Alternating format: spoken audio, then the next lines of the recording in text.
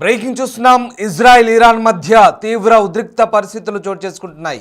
ఏ క్షణమైనా ఇజ్రాయెల్పై Iran attack చేసే అవకాశం కనిపిస్తోంది. నిన్నటి నుంచి ఇరాన్పై ఇజ్రాయెల్ భీకర దాడులు చేస్తోంది.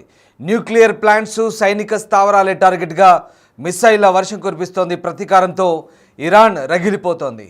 ఇక జంకరాన్ మసీదుపై రక్తపు జెండాను ఎగరవేసింది ఇరాన్. తీవ్ర దుఃఖం, ప్రతీకార ప్రతిజ్ఞకు రక్తపు జెండా సూచనగా చెప్తున్నారు. ఇజ్రాయెల్పై ప్రతీకార దాడి తప్పదంటూ రక్తపు జెండా ఎగరవేయడాన్ని సారాంశంగా చెప్తున్నారు. ఎగరేసి బహిరంగంగానే ఇరాన్ ఇదే అంశాన్ని ప్రకటించింది. ఇప్పటికే రెండు దేశాల్లోనూ రెడ్ అలర్ట్ కొనసాగుతుంది. తమ గగనతలాన్ని ఇరాన్ మూసివేసింది. అణుయుద్ధం జరిగినా ఆశ్చర్యం లేదంటూ నిపుణులు అభిప్రాయాన్ని వ్యక్తం చేస్తున్న పరిస్థితి కనబడుతుంది.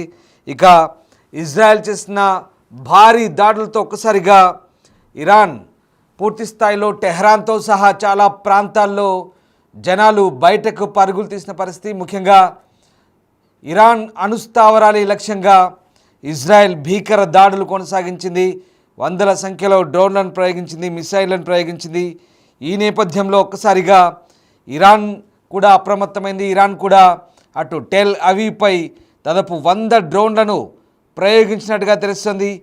ఈ నేపథ్యంలో ఒక్కసారిగా ఇరాన్ ఇక ప్రతీకార దాడులకు దిగే అవకాశంగా కనిపిస్తుంది. ఒకసారి స్క్రీన్పై మనం చూస్తున్న జెండా, ఎర్ర జెండా, అది ప్రతీకారానికి గుర్తుగా ఎర్ర జెండా ఇరాన్ ఎగరవేసినట్టుగా తెలుస్తుంది. ఇజ్రాయెల్ వైమానిక దాడుల తర్వాత ఇరాన్ కోమ్లోని జామ్కరన్ మసీదు పైన ప్రతీకార చిహ్నంగా ఎర్ర జెండాను ఎగరవేసింది. షియా సాంప్రదాయంలో ముఖ్యంగా అన్యాయంగా రక్తం చిందించబడినప్పుడు ఎర్ర జెండా న్యాయం కోసం, ప్రతీకారం కోసం పిలుపునిస్తుందంటూ ఇరాన్కు సంబంధించిన నిపుణులు చెప్తున్నారు. ఇక ఇరానియన్ సైనిక అణులక్ష్యాలను ఇజ్రాయెల్ జెట్లు ఢీకొన్న కొద్దిసేపటికి జెండా ఎగరవేశారు. ఈ దాడిలో సీనియర్ కమాండర్లు, శాస్త్రవేత్తలు, అలాగే మహిళలు, పిల్లలు సహా పౌరులు మరణించినట్టుగా ఇరాన్ ఆరోపిస్తుంది. ప్రతిస్పందనగా వందలాది మంది నిరసనకారులు మసీదు వెలుపల గుమిగూడి ఇజ్రాయెల్ వ్యతిరేక నినాదాలు చేస్తూ ఇరాన్ జెండలను ఊపుతూ టెహ్రాన్కు దక్షిణంగా దాదాపు 140 కిలోమీటర్ల దూరంలో ఉన్న కోమ్ నగరం, ఇరాన్లో అత్యంత పవిత్ర ప్రదేశాల్లో ఒకటి, దాడులకు బలమైన తక్షణ ప్రతీకారం తీర్చుకోవాలంటూ నిరసనకారులు అక్కడ డిమాండ్ చేసిన పరిస్థితి కనబడుతుంది. మనం చూస్తున్న దృశ్యాలు, ఇరాన్లోని ఓ మసీదుపై ఎర్ర జెండాను ఎగరవేశారు. ప్రతీకారానికి సూచికగా ఈ ఎర్ర జెండాను ఎగరవేసినట్టుగా చెప్తున్నారు. ఇస్లామిక్ రిపబ్లిక్పై దాడిని ప్రారంభించిన తర్వాత ఇక ఇజ్రాయెల్ తీవ్ర పరిణామాలను చవిచూస్తుందని ఇరాన్ సుప్రీం ఖొమెనీ ఇజ్రాయెల్కు సవాల్ విసిరారు. వైమానిక దాడుల్లో అనేక మంది ఇరాన్ అగ్ర కమాండర్లు, సైంటిస్టులు మరణించిన తర్వాత ఆయుధుల్లా సయ్యద్ అలీ ఖొమెనీ ఈ ప్రకటన చేశారు. ఇజ్రాయెల్ను కఠినంగా శిక్షిస్తామంటూ చెప్తున్న పరిస్థితి కనబడుతుంది. ఈ నేపథ్యంలోనే ఈ జెండాను ఎగరవేసినట్టుగా తెలుస్తుంది. ఇరాన్ సాయుధ దళాల ప్రతినిధి బ్రిగేడియర్ జనరల్ అబోల్ ఫజల్ మాట్లాడుతూ ఇజ్రాయెల్ భారీ మూల్యం చెల్లించుకోక తప్పదంటూ ఆయన హెచ్చరిస్తున్న పరిస్థితి కనబడుతోంది. ఈ నేపథ్యంలోనే ఇక ఇజ్రాయెల్పై ఇరాన్ ప్రతీకార దాడులకు పాల్పడుతుందనే ఆలోచనతో ఒకసారిగా అటు ఇజ్రాయెల్ కూడా అప్రమత్తమైంది. పూర్తిగా తమ ప్రాంతంలో ఎమర్జెన్సీ విధించింది. ఆ ప్రాంతాన్నంతా కూడా అప్రమత్తం చేసిన పరిస్థితి. పౌరులంతా కూడా గుంపులుగా బయటికి రావద్దని, సురక్షిత స్థావరాల్లో వీలైతే స్థానికంగా ఉన్న బంకర్లో ఒకవేళ ఏదైనా విపత్తులు సంభవిస్తే తలదాచుకోవాలని చెప్తుంది. మరోవైపు జెరూసలేం, టెల్ అవీవ్ ప్రాంతాలు ఇప్పటికే పౌరులు తమకు కావాల్సిన సరుకులను తెచ్చిపెట్టుకున్నారు.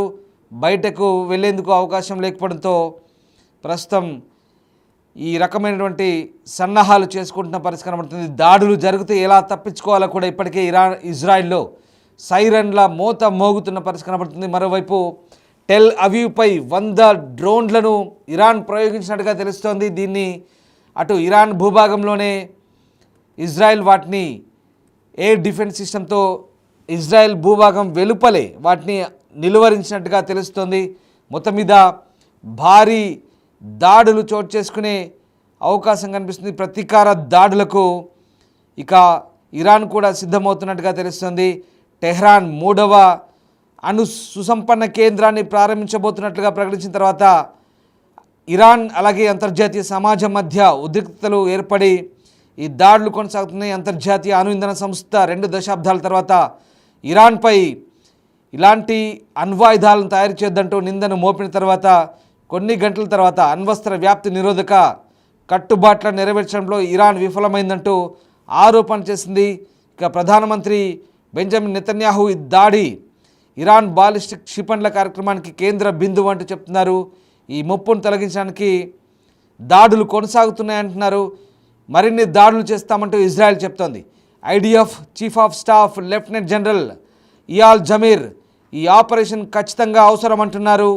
ఇక ఇందుకోసం పోరాటానికి ఇష్టపడే వారికి స్వేచ్ఛనిస్తున్నాం, ఎంతైనా పోరాడాలంటూ ఆయన ఐడిఎఫ్కు చెప్తున్న పరిస్థితి. మరోవైపు టెహ్రాన్ కఠినమైన ప్రతిస్పందన కూడా సిద్ధం చేస్తున్నట్టు అటు ఇరాన్ కూడా సిద్ధమవుతుంది. ప్రతీకారం ఏ రకంగా ఉంటుందో వేచి చూడాలంటూ ఇజ్రాయెల్కు చెప్తున్న పరిస్థితి. మరోవైపు ఈ మొత్తం ఎపిసోడ్లో అమెరికా తమ ప్రమేయం ఏం లేదంటూ చెప్తోంది. అటు ఇజ్రాయెల్ను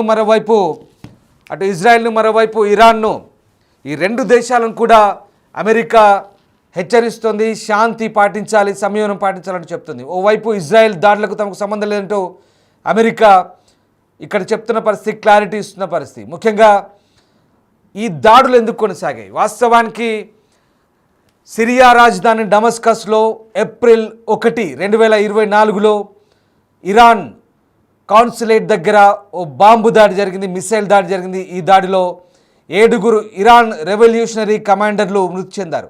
అయితే ఈ దాడికి ఇజ్రాయెలే కారణమంటూ ఇరాన్ ఆరోపించింది. అప్పట్లోనే టెల్ అవీవ్పై భారీగా డ్రోన్లను, మిసైళ్లను ప్రయోగించింది.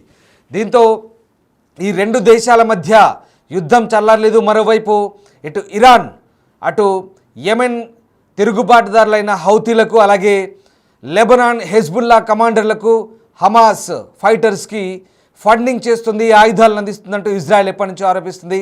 ముఖ్యంగా ఈ నేపథ్యంలోనే ఇరాన్ ఇజ్రాయెల్ మధ్య ఈ దాడులు కొనసాగుతుంది. అప్పటి నుంచి ప్రచ్ఛన్న యుద్ధం కాస్త ఇప్పుడు ప్రత్యక్ష యుద్ధంగా మారింది.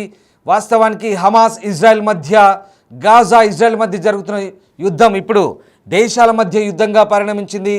బహుశా ఇది 3వ ప్రపంచ యుద్ధానికి కూడా దారి తీసే అవకాశం లేకపోలేదంటూ కొంతమంది నిపుణులు హెచ్చరిస్తున్న పరిస్థితి కనబడుతుంది. ఇరాన్ అణ్వాయుధం కలిగిన దేశంగా చెప్తున్నారు. ఇరాన్ ఇప్పటికే అణ్వాయుధాలను కలిగి ఉంది, మరికొన్ని అణ్వాయుధాలను తయారు చేసేందుకు సిద్ధంగా ఉంది. ఈ నేపథ్యంలో ఇక అణ్వాయుధ నియంత్రణ సంస్థ ఇప్పటికే ఇరాన్ హెచ్చరిస్తోంది, అణ్వాయుధాలను తయారు చేయడం ఆపుకోవాలని చెప్తుంది. ఇక్కడ కొద్ది కాలం పాటు 1979లో ఇక్కడ ఇరాన్ విప్లవం తర్వాత ఇజ్రాయెల్, ఇరాన్ బాగానే ఉన్నాయి. కానీ ఎప్పుడైతే ఇరాన్లోని ఆర్మీలోని కొంత భాగం ఇరాన్ రెవల్యూషనరీ గార్డ్స్ పూర్తిగా ఇస్లామిక్ రాడికల్ విప్లవాన్ని సిద్ధం చేసి మతోన్మాదులుగా తయారయ్యాయంటూ ఇజ్రాయెల్ ఆరోపిస్తుంది. అట్ ద సేమ్ టైం ఇజ్రాయెల్పై అలాగే యూదులపై ఇరాన్ దాడులకు పాల్పడుతుంది. ఇస్లామిక్ బ్రదర్హుడ్ పేరుతో కొన్ని దేశాలను సమీకరించి ముఖ్యంగా మిలీషియా టెర్రర్ గ్రూపులను తయారు చేసి, ప్రధానంగా హిజ్బుల్లా, హమాస్, హౌతీలను తయారు చేసి ఇజ్రాయెల్పై ఉసుగొల్పుతుందంటూ ఇజ్రాయెల్ ఆరోపిస్తుంది. ఈ నేపథ్యంలోనే ఇరాన్పై దాడికి పాల్గొంటోంది. ఇక ఇప్పటికే సిరియాపై దాడి చేసింది, ఇరాక్పై దాడి చేసింది, ఇరాన్పై దాడి చేసింది, అలాగే గాజాపై, ఇప్పటికీ వెస్ట్ బ్యాంక్పై దాడులు కొనసాగుతున్నాయి. తాజాగా ఇరాన్పై భీకర దాడులు కొనసాగిస్తుంది, బాంబింగ్ చేస్తుంది, మిసైల్స్తో దాడి చేస్తుంది. ఇజ్రాయెల్ ఫైటర్ జెట్లు విరుచుకుపడుతున్నాయి. తాజాగా వాయువ్య ఇరాన్ ప్రాంతంలో కూడా కొద్దిసేపటి క్రితమే మళ్ళీ దాడులు ప్రారంభమైనట్టుగా తెలుస్తుంది. ఈ దాడులు ఇంతటితో ఆగేలా లేవు. ఇజ్రాయెల్ ఖచ్చితంగా మరిన్ని దాడులు చేస్తామంటుంది. ఇరాన్ కనుక అణ్వాయుధాలను, అణువార్ హెడ్లను తయారీ ఆపకపోతే ఖచ్చితంగా మరిన్ని బలమైన అటాక్స్ చేస్తామంటే హెచ్చరిస్తుంది. కానీ మనం చూస్తున్న దృశ్యాలు, ఇరాన్ ఒక రక్తపు జెండా ఎగరవేసింది. ఇది ప్రతీకారానికి సూచిక అంటున్నారు. ఖచ్చితంగా రక్తానికి రక్తంతో బదిలిస్తామంటూ ఇరాన్ చెప్తుంది. ఇప్పటికే Tel Aviv, Israel capital Tel అవీవ్పై 100 డ్రోన్లను ప్రయోగించిన అయినప్పటికీ ఇజ్రాయెల్ ఎయిర్ డిఫెన్స్ సిస్టమ్స్ అలాగే ఇంటర్సెప్టార్స్ అడ్డుకున్నాయి. వాటిని ఎక్కడికక్కడ డెస్ట్రాయ్ చేసిన పరిస్థితి. మొత్తం మీద ఈ పరిణామాలన్నీ మధ్యప్రాచ్యంలో, మిడిల్ ఈస్ట్లో ఏం జరగబోతుంది? ఇది కాస్త దేశాల మధ్య యుద్ధంగా పరిణమించబోతుందా? ఇది కాస్త అణ్వాయుధ యుద్ధానికి దారి తీయబోతుందా అంటే ప్రస్తుతం అదే భయాందోళనలు నెలకొంటున్నాయి.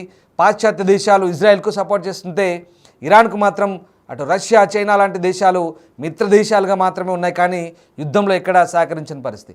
మరి భవిష్యత్తులో ఇది ఆ ప్రపంచ దేశాల మధ్య యుద్ధంగా పరిణమిస్తే కనుక ఎలాంటి పరిణామాలను చోటు చేసుకుంటాయని ఆందోళనకరంగా మారుతున్న పరిస్థితి. కానీ అంతర్జాతీయ సమాజం దీన్ని నిశ్చితంగా గమనిస్తోంది. ముఖ్యంగా ఇటు ఇజ్రాయెల్కు అటు ఇరాన్కు నచ్చజెప్పే ప్రయత్నం చేస్తుంది. ఉద్రిక్తతలు తగ్గించుకోవాలి, పశ్చిమాసియాలో శాంతి నెలకొనాలి, ఇరు దేశాలు కూడా శాంతి సంయమనం పాటించాలంటూ చైనా, రష్యా, భారత్తో సహా భారత్ కూడా ఇప్పటికే ఇజ్రాయెల్లోని తమ పౌరులను అప్రమత్తంగా ఉండమంటూ సూచిస్తోంది. ఎందుకంటే యుద్ధ ఘంటికలు మోగుతున్నాయి కాబట్టి భారత పౌరులు, ఇండియన్ ఎంబసీ ఒకటే చెప్తుంది, ఎవరు కూడా బయటికి రావద్దు, అవసరమైతే అక్కడ స్థానిక అధికారులతో, ఇండియన్ ఎంబసీతో సంప్రదింపులు జరపమంటూ కోరుతుంది. సో సంయమనం పాటించమంటూ భారత్తో సహా చాలా దేశాలు, 2 దేశాలు విజ్ఞప్తి చేస్తున్న పరిస్థితి. చూడాలి పశ్చిమాసియాలో ఇంకా ఎలాంటి పరిస్థితులు చోటు చేసుకుంటాయి. ఖచ్చితంగా ఇరాన్ సుప్రీం లీడర్ అయతుల్లా ఖమెనీ ప్రతీకారం తప్పదంటూ మనం చూస్తున్నాం స్క్రీన్పై. ఆ ఎర్ర జెండా, రక్తపు జెండా, అది ప్రతీకారానికి సూచికగా చెప్తున్నారు. సో మొత్తం మీద ఇరాన్, ఇజ్రాయెల్ పరస్పరం దాడులు అయితే ఇంకా కొనసాగుతున్నాయి. ఇది ఎక్కడికి దారితీస్తుంది, ఎన్ని రోజుల పాటు ఈ దాడులు జరుగుతాయని మాత్రం ఆందోళనకర పరిస్థితులు అయితే తలెత్తున్నాయి. దీనిపై ప్రపంచ దేశాలు ఆసక్తికరంగా గమనిస్తున్నాయి.